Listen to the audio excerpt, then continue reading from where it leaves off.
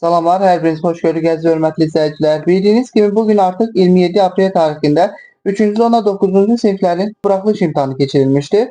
Əvvəlki videolarımızda hər 3 zonaya düşəcək olan mövzu adlarını qeyd etmişdim. Bugün artıq sonuncu zonaya düşən imtahan testlərinin mövzu adlarını qeyd edəcəm və siz görəcəksiniz ki, hansı mövzular demişdimsə birəbir hamısı eyni qalmaqdadır. Heç bir əlavə mövzu yoxdur. Sadəcə olaraq mövzularda olan misal səviyyələri zonalara görə dəyişibdir. Əvvəlki videolarımızda 13 və 20 aprel tarixlərində düşən mövzu adlarını qeyd etmişəm, onların bir-bir izahlarını da göstərmişəm. Bu videomuzda isə sadəcə olaraq 27 aprel tarixində düşən mövzu adlarını və növbəti videomuzda burada düşən testlərin sürətli izahlarını göstərəcəm.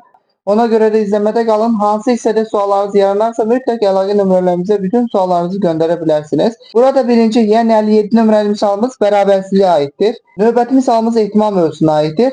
Daha sonra adi kəsirlər və ardınca natural ədədlərə aid bir misal nümunəsi salınıbdır. Burada növbəti 61 nömrəli misalımız fiqurların sahəsinə aiddir. Dördbucaqlının sahəsi də qeyd edə bilərsiniz.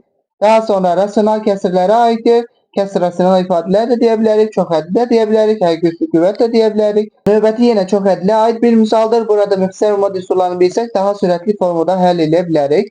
Növbəti misalımız həqiqi ədədlərə aiddir. Daha sonra tənliklər sistemi gəlir. Növbəti misalımız funksiyalar və qrafiklərə aiddir. Bucaq əmsalı soruşur. 67 nömrəli misalımız çevrəyə aiddir. 68 həndəsə əsas anlayışları. Növbəti məsələ həllinə aid bir misaldır.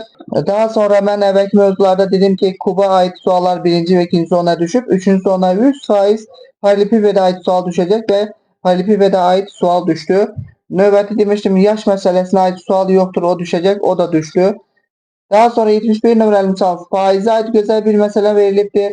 72 köklərə aid misaldır. 73 üçbucağa aid bir misaldır. Eyni zamanda 72-dən başlayaraq 78-ə kimi açıq tipli suallardır. 78-81 isə yazılı izah tələb olunan suallardır. Növbəti 74 nömrəli misalımızı biz vektorlar deyə qeyd edə bilərik.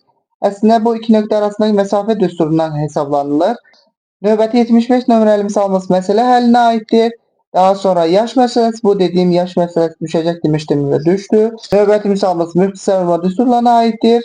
Daha sonra ətraflı yazılı tələb olunan misallarda birinci misalımız yenə bir məşğul tənliklərdə olan məsələ həllinə aiddir.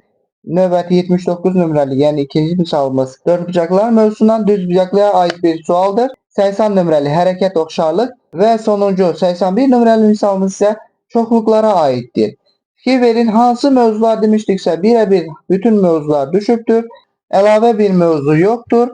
Diqqətli olun, 11 may tarixində də eyni qaydada bu mövzulardan suallar gözlənilir. Növbəti videomuzda artıq bu testlərin sürətli izahlarını göstərəcəm. Ona görə də izləmədə qalın.